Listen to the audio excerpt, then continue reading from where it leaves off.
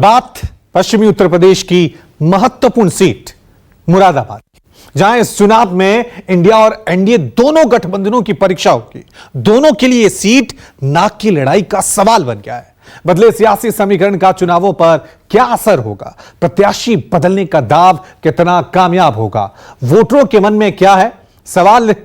इस सब का जवाब जानने के लिए देखिए हमारी ये स्पेशल रिपोर्ट। में शुमार मुरादाबाद की भी चर्चा जरूरी है, जहां पर इस बार बदले सियासी समीकरण के बीच वोट पड़ेंगे।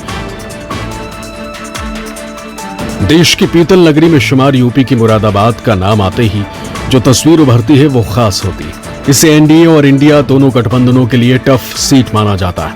इस बार 2024 में भी यहां कांटे की टक्कर होती दिख रही। स्मार्ट सिटी घोषित होने के बाद मुरादाबाद कितना स्मार्ट हुआ?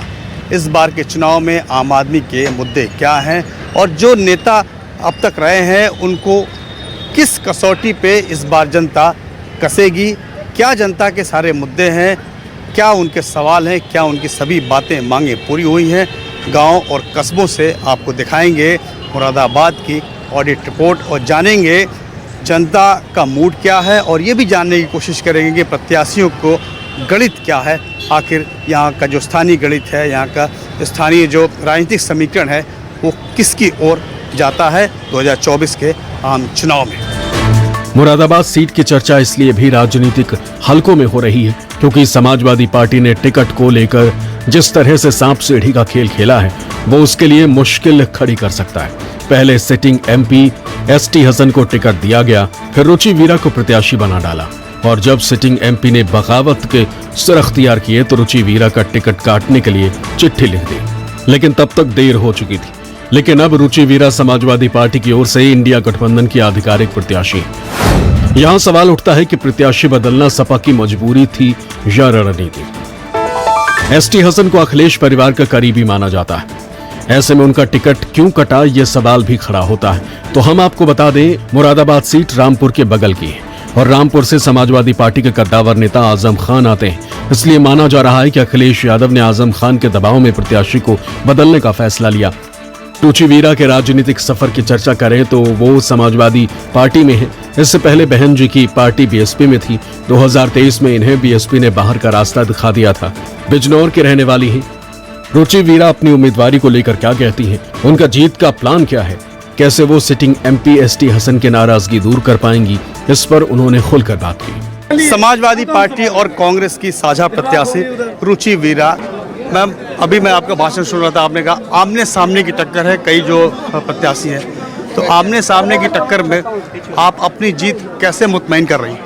देखिए, मेरी जीत का जो समीकरण है वो ये है कि मुझे हर समाज का वोट मिल रहा है। हिंदू, मुस्लिम, सिख, ईसाई सबका वोट मुझे मिल रहा है भारी तादाद में। तो इसलिए भाई मैं जीत के लिए बिल्कुल मुतमईन हूँ। देख रहे हैं आप नज़ारा, और जो सभी लोग जो हैं दिलो जान से मुझे चुनाव लड़ा रहे हैं, मेहनत कर रहे हैं दिन रात। और गठबंधन है हमारा समाजवादी पार्टी और कांग्रेस का और छोटे दलों का, तो सभी लोग मुझे चुनाव लड़ा रहे हैं, तो निश्चित ही चुनाव जीतूंगी। देखा गया है कि जो स्थानीय समीकरण है वो बड़ा मैटर करता है। जैसे कि मुरादाबाद में भी मुस्लिम आबादी और या ओबीसी या दलित आबादी, उसको लेकर के सबसे ज़्यादा फोकस है सभी पार्टियों का। तो आप इस पर अपनी क्या राय रखती हैं? देखिए, समीकरण भी बहुत अच्छा है हमारा। ये गणित ही बनाने और बिगाड़ने का काम कर सकता है। देखिए, पहली बात तो ये है कि हमारा कोई ये समीकरण नहीं है ये जाति ये बिरादरी। हमारा समीकरण तो ये है कि हम तो सबसे वोट मांग रहे हैं और सब हमें वोट दे रहे हैं। ये समीकरण है। मौजूदा सांसद का टिकट कटने से भी बड़ा कुछ विवाद हुआ, असमंजस हुआ। आपको लगता है कि इसका कोई नुकसान हो सकता है?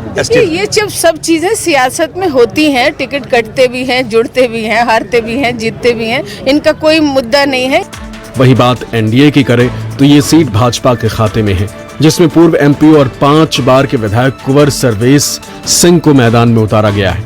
लेकिन नाम की घोषणा होने के बाद से ही सर्वेश सिंह मैदान में नहीं दिख रहे हैं। इसकी वजह उनकी बीमारी बताई जा रही। सर्वेश सिंह के प्रचार की कमान उनके बेटे विधायक सुशांत सिंह ने संभाल रखी है। हमारे साथ सुशांत सिंह है, विधायक हैं। सुशांत जी, मुरादाबाद में अगर लोगों की बात करें तो मुरादाबाद के लोगों के सबसे अहम और ज़रूरी मुद्दे क्या हैं जिसको आपकी पार्टी पूरा करने की कोशिश करेगी? पहली बात तो ये केंद्र का चुनाव है और देश के मुद्दे अहम हैं।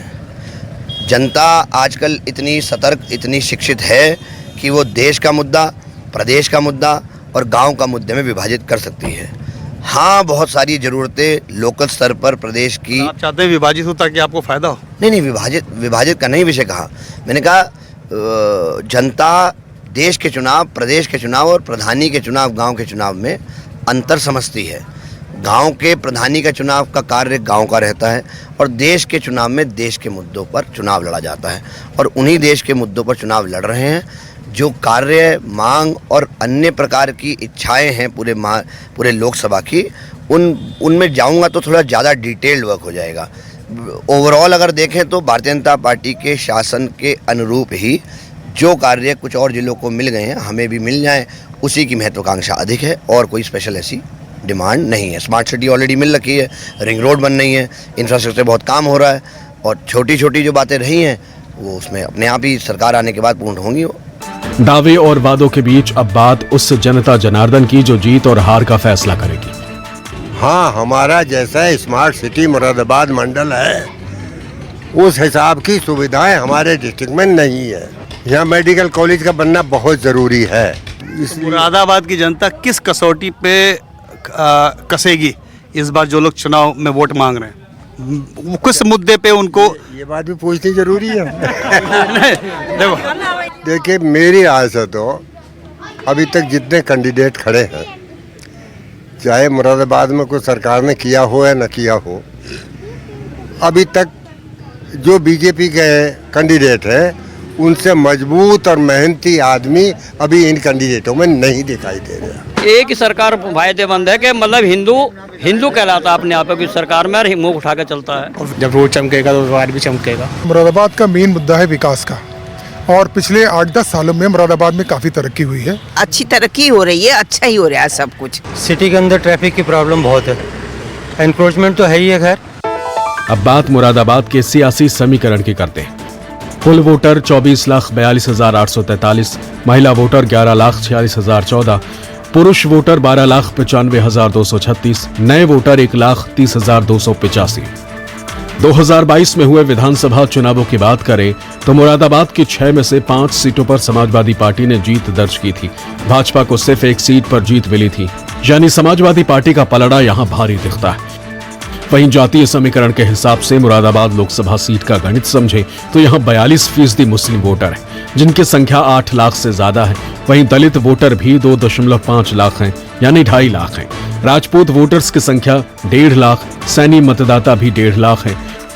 आंकड़ों की हकीकत के बीच एक सच्चाई ये भी है कि मुरादाबाद समेत पश्चिमी यूपी का सियासी समीकरण इस बार बदला है, क्योंकि राष्ट्रीय लोक दल यानी आरएलडी 2019 और 2022 के चुनाव में समाजवादी पार्टी के साथ थी, जबकि 2024 के चुनाव में आरएलडी का गठबंधन भाजपा के साथ है, यानी वो एनडीए का हिस्सा हो गई। प्रशांत देव, मुरादाबाद, न्यूज़ 24।